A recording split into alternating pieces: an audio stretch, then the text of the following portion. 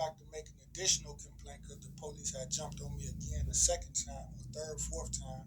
So when I came back to the office again to make an additional complaint, the cop, he answers the door and put the gun to my head. Answered, put a gun to my head, told me back up, put my hands in the air, take off my book bag. And that's just how the gangsters roll. That's just how they play. And that was done at the police department. That was done at the Internal Affairs police department, yeah. Okay. So, a couple of things. How did you get my name and number? I think I talked to a couple council members. I think what's her name? Lord.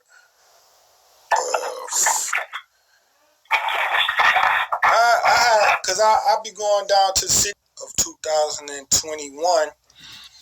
I was staying on 122nd Street in North Miami, 920 Northwest 122nd Street, and two North Miami police officers came and broke in my house and robbed me at gunpoint, drugged me out the house while they was in uniforms. Drugged me out the house, and they had some of their friends that was like some Mexicans in white vans, told them to clean out.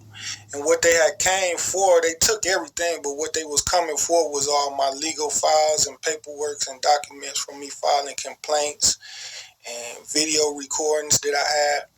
So they was just doing it like a little mob hit. And they ain't had no legal authority to come in my house. They had no search warrants. They ain't have no eviction notice. They just came in there, cleaned me out, robbed me. Then they boarded up my property and, threatened to kill me, things like that. So I had went to the police department and filed a burglary report. And Internal Affairs refused to, North Miami, the police refused to allow me to make a IA complaint on those officers. Like, I called 15, 20 times, and the guys, if they answer the phone, they'll hang up. And a couple times that I spoke to him, he just said outright, no, I'm not gonna do a report for you against his friends, against these people. So it was just amazing. And then, so the officer name was Erica Carter, who came into my house on September 7th and drugged me out of my house. And her one of her male partners, I didn't really remember his name. He was just pretty much backing her up. I remember her name because she was the most aggressive, foul-mouthed one there. And the company that they hired was called Trintec, TRINTEC. And this construction company is over in Opelika, Florida. And these the guys she had come burglarize my house. And what happened, I called Trintec and made a complaint with the employees, the secretary who worked there, and the secretary told me that Trintec workers that's not even the area that they work at, and also that they don't do homes. They deal with industrial businesses. And I was telling her, well, the police and these people came burglarized my house and took care of my property and everything out of my house, and then they were so conniving with it that they don't even put no records of the workers even coming to my house on that day, which showed they was doing a big cover up, big scheming. So it's a whole lot of criminal activities going on. And Catherine Fernandez Rundle, State Attorney's Office, it's a guy named Irvin Ford. He's now North Miami Beach Chief of Police. And it's a guy named Thomas Chief Tamayo. Okay. When I would go into the state attorney's office with my police reports to speak to a prosecutor, These guys have physically jumped on me and beat me up and threw me out the state attorney's office and trespassed me out the office. Ford did? Yeah, and they did this on like 4 different occasions. Okay. Yeah, I hadn't broken no rules, violated no rules, wasn't causing no disturbance. It was just they was trying to prevent me from moving forward with getting a prosecutor on my case. And of course, the prosecutors didn't want to help me at all either. So that's why they tag team with Urban Ford and Chief Tamayo. And they jumped me downstairs, drugged me out the door. One time they arrested me, Baker acted me. And other times they just locked the doors and threw me out. No disturbance. I mean, they ain't called security to help them. I won't cause no disturbance. It was just them. Get out. They didn't want to deal with me. One time I was doing depositions as a with Funderburg Lee case. Zane Jones had came in for depositions around November or December. And while I was doing depositions, the prosecutor was so nervous because I was exposing them for their corruption. He had Urban Ford, who had previously trespassed me and beat me up. He had him come into the deposition room. After a couple minutes, they drugged me out, stopped the depositions, drugged me out, threw me out the building, trespassed me again. They threw me out the building, trespassed me again. I hadn't even broken no rules. And they better not come back, we'll arrest you. So these some serious criminals, some serious gangsters. They locking down the state attorney's office to prevent a citizen like myself from making complaints and getting justice. Then they locking the police departments down to prevent me from making police reports. And they locking the internal affairs office down to prevent me from making IA complaints on the police. Okay. Well, hey, for starters, let me take a look at this issue. First, I just want to see if I can get the reports and that sort of thing, and then I'll give you a call back and let you know what if anything we're gonna do. All right. In the last issue, I don't know, was you taking notes? Because I done gave you about 4 or 5 different issues. Right. You taking notes like you remember each character? Yeah. Okay, yeah. In the last issue, one out of dozens, incident happened at the 7-Eleven on Northwest 7th Avenue and 119th Street with North Miami police officers. They had. What street was that? It was the 7-Eleven on Northwest 7th Avenue and 119th Street. Okay. In North Miami. The police officers would tell the people in the building in the different businesses to help them cause a problem with me. Just like the girl at McDonald's, the police set her up to attack me at McDonald's. Okay. All right, ma. So now I'm at the 7-Eleven. The police had told the employee named Kareem Daniels to help them set me up and rob me for my cell phone. I had went inside of there and ordered some food to eat, and it was spoiled, and I brought it back maybe a couple minutes later and got my money back. And as I was walking out the store, Kareem Daniels, one of the employees, he follows me out the store and tries to rob me on the sidewalk, on the side of the store, tell me to give him my phone and money and wallet. Yeah. That's the manager of the store. Yeah. And I told him no. And he threatened to shoot me, pop me. He said he had his gun on him, and he took off swinging on me.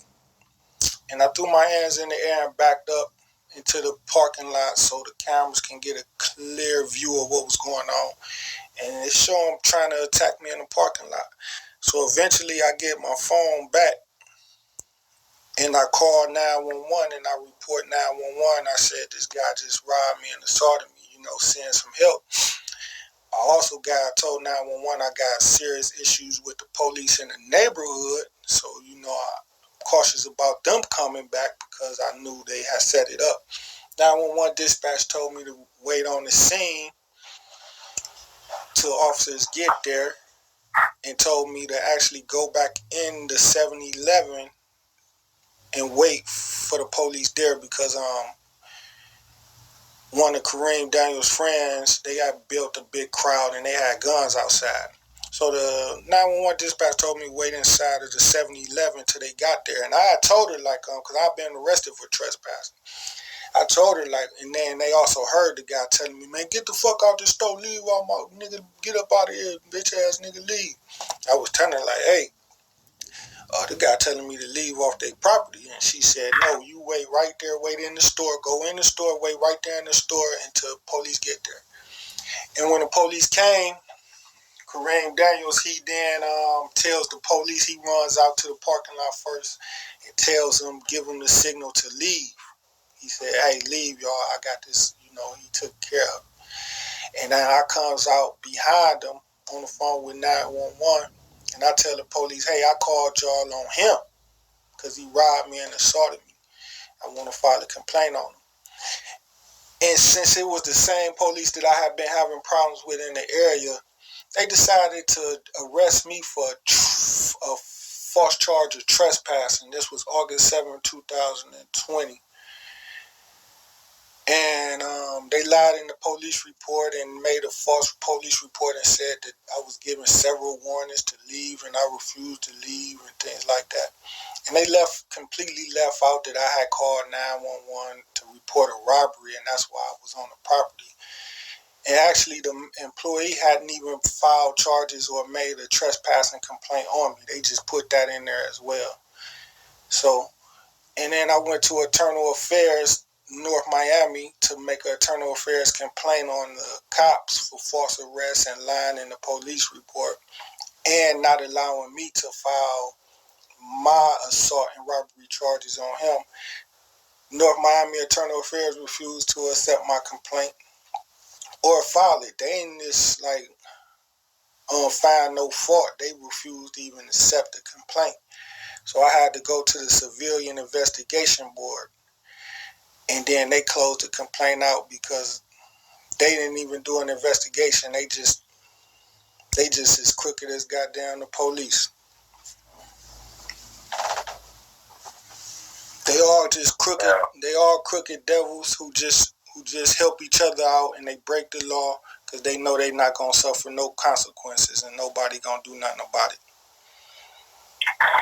Well, with anything, Mr. Douglas, as far as what we deal with facts and evidence only. Well, there's plenty facts. There's plenty facts. None but facts. And we deal with criminal allegations and facts and evidence only. So sometimes, because there's been times where citizens have called me and I look at their complaint and try to see if there's something that's there that will warrant our investigation, and sometimes it's not. And when I tell them that, it's well, nobody want to do anything. Well, I can only speak for me and my organization. We always want to do something, and we have a record that show that we do something. But the problem is that one thing I will not do is bend and violate the law, or do some half job. And, when I'm supposed to be doing a thorough investigation. So, what I need to do for starters is just, I receive the information that you told us, that you told me, and then what I'm going to do is just see if I can get that report of what you're talking about, the initial report for the first complaint, and see if I can get the body. See if for the first issue that you told me about. Funderburg Lee. The strangling and calling you a nigga and with Lee and Zane. Yeah. Jones. Yeah. With the trespass thing at McDonald's. So what I'm gonna try to do is see if I can get that report and see what's there, and then we'll go from there. If it's something that will warrant our involvement or not. Yeah, also with that report, with the Funderburg Lee report, another beautiful thing that happened was that the judge and prosecutor, one of the main reasons why Carmen Cabarga beat me up in her courtroom is because I was filing an additional complaint about them obstructing justice by altering that video footage.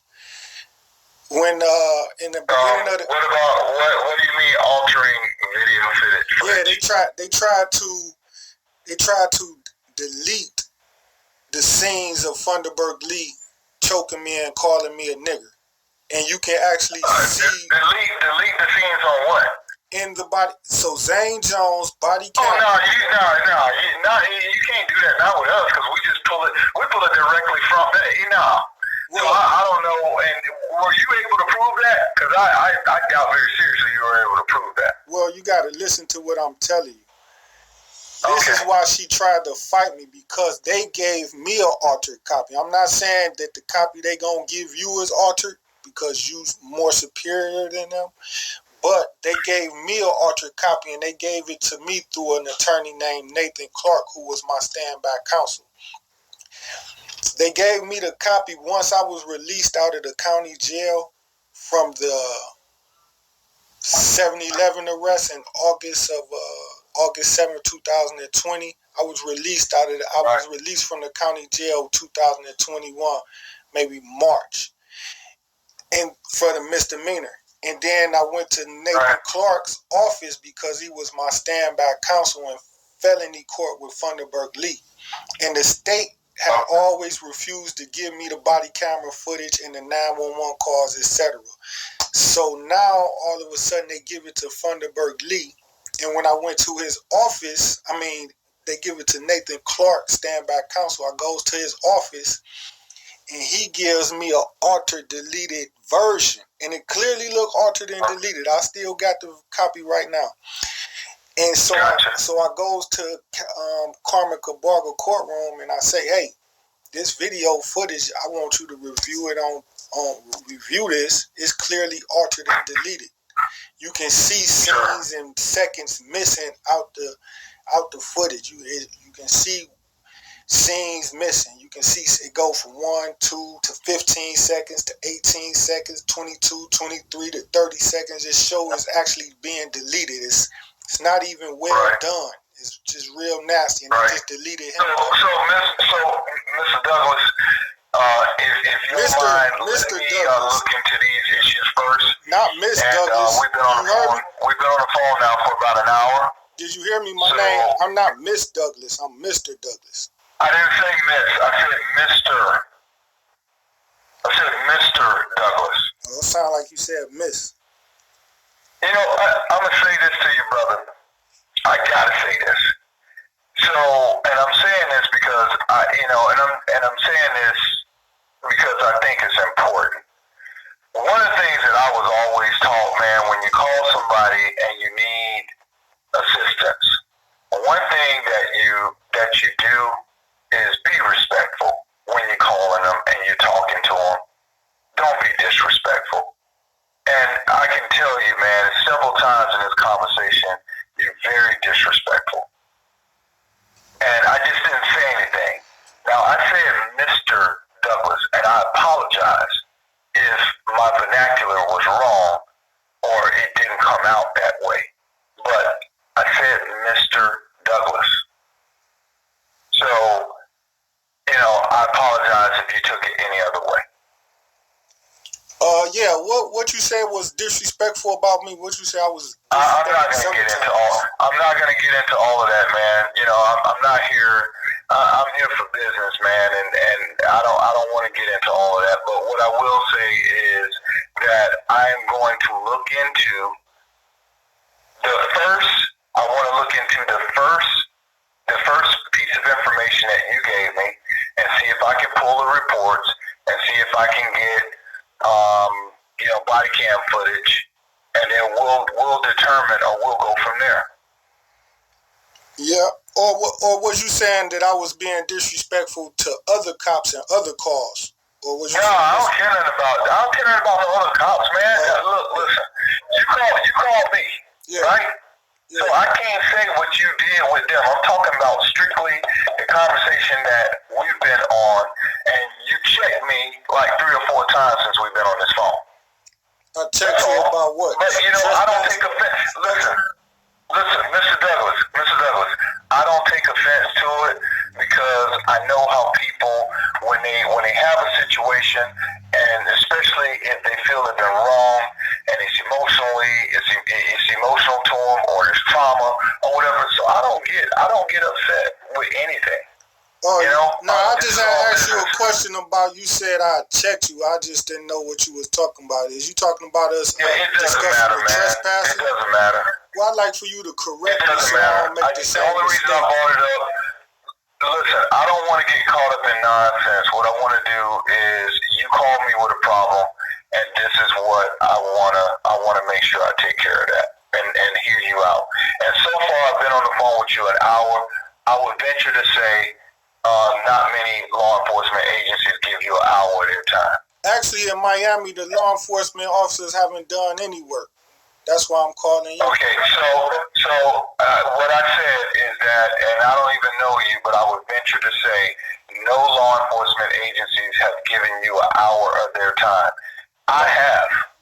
Nope. I've given you an hour of my time.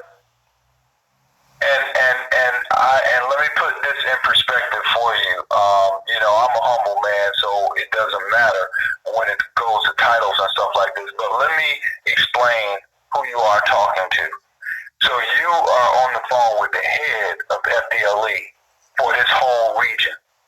So that means I am the boss that covers Palm Beach, Broward, Dade, and the Keys. Mm-hmm. And I'm on the phone with you. So that would be, I don't think, you said Miami-Dade, so Freddie Ramirez is the director. I don't even think you'll be able to get through to get a phone call. You can't even talk to their IA officers. Nope. So yet alone the director. Right. You can't talk to the chief of North Miami, because they ain't gonna give you that time. Nope. You could barely even talk to the officers. So I say that to say this, man, not from a conceited standpoint, because that is not who I am. I'm a humble man. Mm-hmm. But what I do say is, people should always show respect when you're talking to somebody and they're giving you your time. Okay. That's all I'm saying to you. You did. And I can tell you, it's several times in this conversation, you didn't do that. And you're checking me like I owe you something. I don't owe you anything. I don't owe you I don't even owe you this. I don't even owe you a conversation, man. Mm-mm. No, most cops don't. But I'm doing it. I need for you to understand this. I'm doing it because I care, and I'm doing it because you have a problem and you want somebody to try to resolve your issues. Yeah. So that's why I'm on the phone and I'm talking to you.